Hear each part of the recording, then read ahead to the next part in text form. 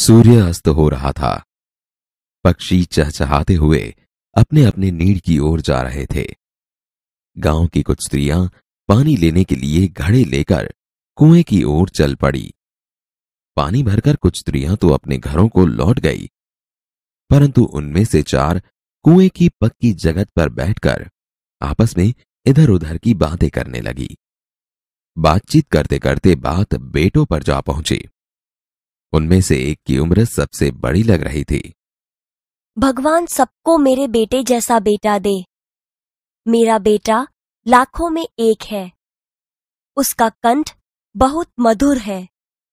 वह बहुत अच्छा गाता है। उसके गीत को सुनकर कोयल और मैना भी चुप हो जाती हैं। लोग बड़े चाव से उसका गीत सुनते हैं। उसकी बात सुनकर दूसरी स्त्री का मन हुआ कि वह भी अपने बेटे की प्रशंसा करे। मेरे बेटे की बराबरी कोई नहीं कर सकता। वह बहुत ही शक्तिशाली और बहादुर है। वह बड़े बड़े बहादुरों को भी पछाड़ देता है। वह आधुनिक युग का भीम है। यह सब सुनकर तीसरी औरत भला कैसे चुप रहती। मेरा बेटा साक्षात बृहस्पति का अवतार है। वह जो कुछ पढ़ता है एकदम याद कर लेता है। ऐसा लगता है मानो उसके कंठ में सरस्वती का निवास हो। तीनों औरतों की बातें सुनकर चौथी स्त्री चुपचाप बैठी रही। उसने अपने बेटे के बारे में कुछ न कहा। पहली ने उसे टोका। क्यों बहन, तुम क्यों चुप हो? तुम भी तो अपने बेटे के बारे में कुछ बताओ। मैं अपने बेटे की क्या प्रशंसा करूं? वह न तो गंधर्व सा गायक है, न भीम सा बलवान, और न ही बृहस्पति सा बुद्धिमान। कुछ समय बाद जब वे सब घड़े सिर पर रखकर लौटने लगी, तभी किसी गीत का मधुर स्वर सुनाई पड़ा। सुनकर पहली स्त्री बोली, सुनो, मेरा हीरा गा रहा है। तुम लोगों ने सुना? उसका कंठ कितना मधुर है। वह लड़का गीत गाता हुआ उसी रास्ते से निकल गया। उसने अपनी मां की ओर कोई ध्यान नहीं दिया। इतने में दूसरी स्त्री का बेटा उधर से आता दिखाई दिया। दूसरी स्त्री उसे देखकर गर्व से बोली, देखो, वह मेरा लाडला बेटा आ रहा है। शक्ति और सामर्थ्य में इसकी बराबरी कौन कर सकता है? वह यह कह रही थी कि उसका बेटा भी उसकी ओर ध्यान दिए बिना ही निकल गया। वे कुछ आगे बढ़ी तो एकाएक तीसरी स्त्री का बेटा उधर से संस्कृत के श्लोकों का पाठ करता हुआ निकला। उसके उच्चारण से ऐसा लग रहा था मानो उसके कंठ में साक्षात सरस्वती विराजमान हो। देखो, यही है मेरी गोद का हीरा।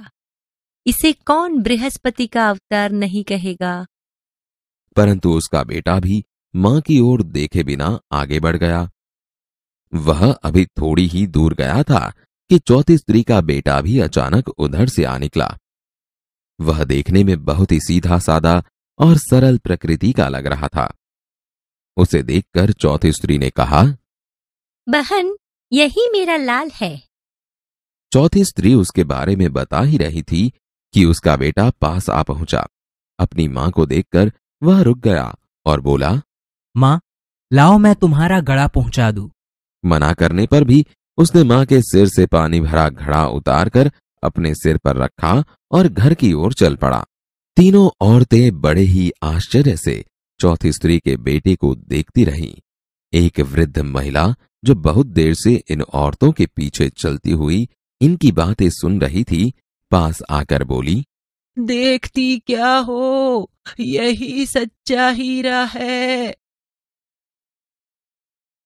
निम्नलिखित वाक्यों को पढ़िए। 1. हम भी तुम्हारे साथ चलते हैं। 2. आज स्कूल में छुट्टी है। 3. रमेश बाग में खेलता है। उपर्युक्त वाक्यों में कुछ शब्द रेखांकित है, जैसे कि चलते रहे, छुट्टी है, खेलता है। यह शब्द क्रिया हो रही है ऐसा बोध कराते हैं। क्रिया, क्रिया के जिस रूप से क्रिया होती है, या क्रिया हो रही हो, ऐसा बोध होता हो, उसे वर्तमान काल कहते हैं। अब इन वाक्यों को पढ़िए। निम्नलिखित वाक्यों को पढ़िए। 1. मीना कल मुंबई गई। 2. हेमंत ने पत्र लिखा। 3. मां ने दिया जलाया। 4.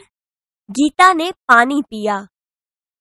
इन वाक्यों में रेखांकित शब्द ध्यान से देखिए। गई, लिखा, जलाया, पिया क्रिया पूरी होने का बोध कराते हैं। क्रिया के जिस रूप से क्रिया हो गई है, ऐसा बोध होता हो, उसे भूतकाल कहते हैं। बाल दोस्तों, अब इन वाक्यों को ध्यान से पढ़िएगा। निम्नलिखित वाक्यों को पढ़िए। 1. अब्दुल कल आएगा। 2. लड़के शाम को खेलेंगे। 3. मीना गुड़िया खरीदेगी। 4. डाकिया डाक लाएगा। यहां आप समझ सकते हैं कि आएगा, खेलेंगे, खरीदेगी, लाएगा शब्दों से क्रिया हुई नहीं, परंतु होने वाली है, ऐसा बोध होता है। क्रिया के जिस रूप से क्रिया होने वाली हो, ऐसा बोध होता हो, उसे भविष्यकाल कहते हैं। क्रिया के जिस रूप से क्रिया के समय उसकी पूर्णता या अपूर्णता का बोध होता हो, उसे काल कहते हैं। काल के प्रमुख 3 भेद हैं। 1. वर्तमान काल। 2. भूतकाल। 3. भविष्यकाल। कहानी का श्रवण कीजिए। सूर्य अस्त हो रहा था। पक्षी चहचहाते हुए अपने अपने नीड की ओर जा रहे थे। गांव की कुछ स्त्रियां पानी लेने के लिए घड़े लेकर कुएं की ओर चल पड़ी। पानी भरकर कुछ स्त्रियां तो अपने घरों को लौट गई, परंतु उनमें से 4 कुएं की पक्की जगत पर बैठकर आपस में इधर उधर की बातें करने लगी। बातचीत करते करते बात बेटों पर जा पहुंची। उनमें से एक की उम्र सबसे बड़ी लग रही थी। वह कहने लगी, भगवान सबको मेरे बेटे जैसा बेटा दे। मेरा बेटा लाखों में एक है। उसका कंठ बहुत मधुर है। वह बहुत अच्छा गाता है। उसके गीत को सुनकर कोयल और मैना भी चुप हो जाती है। लोग बड़े चाव से उसका गीत सुनते हैं।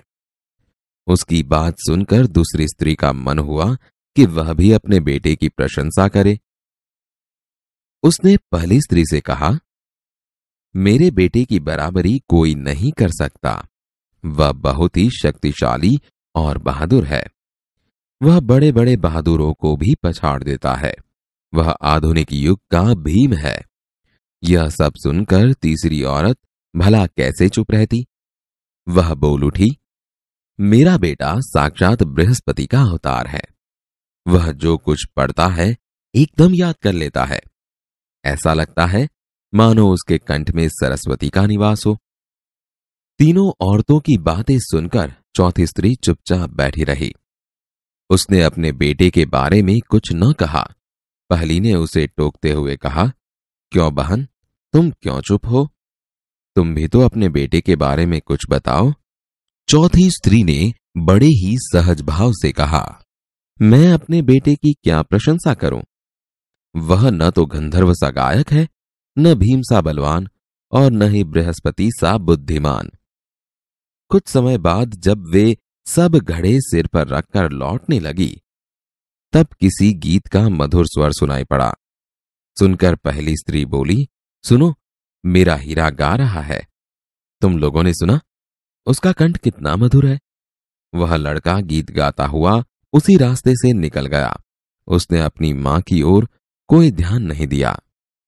इतने में दूसरी स्त्री का बेटा उधर से आता दिखाई दिया। दूसरी स्त्री उसे देखकर गर्व से बोली, देखो, वह मेरा लाडला बेटा आ रहा है। शक्ति और सामर्थ्य में इसकी बराबरी कौन कर सकता है? वह यह कह रही थी कि उसका बेटा भी उसकी ओर ध्यान दिए बिना ही निकल गया। वे कुछ आगे बढ़ी तो एकाएक तीसरी स्त्री का बेटा उधर से संस्कृत के श्लोकों का पाठ करता हुआ निकला। उसके उच्चारण से ऐसा लग रहा था मानो उसके कंठ में साक्षात सरस्वती विराजमान हो। तीसरी स्त्री ने गदगद स्वर में कहा, देखो, यही है मेरी गोद का हीरा। इसे कौन बृहस्पति का अवतार नहीं कहेगा। परंतु उसका बेटा भी मां की ओर देखे बिना आगे बढ़ गया। वह अभी थोड़ी ही दूर गया था कि चौथी स्त्री का बेटा भी अचानक उधर से आ निकला। वह देखने में बहुत ही सीधा सादा और सरल प्रकृति का लग रहा था। उसे देखकर चौथी स्त्री ने कहा, बहन, यही मेरा लाल है। चौथी स्त्री उसके बारे में बता ही रही थी कि उसका बेटा पास आ पहुंचा। अपनी मां को देखकर वह रुक गया और बोला, मां, लाओ, मैं तुम्हारा घड़ा पहुंचा दूं। मना करने पर भी उसने मां के सिर से पानी भरा घड़ा उतारकर अपने सिर पर रखा और घर की ओर चल पड़ा। तीनों औरतें बड़े ही आश्चर्य से चौथी स्त्री के बेटे को देखती रहीं। एक वृद्ध महिला जो बहुत देर से इन औरतों के पीछे चलती हुई इनकी बातें सुन रही थी, पास आकर बोली, देखती क्या हो, यही सच्चा हीरा है।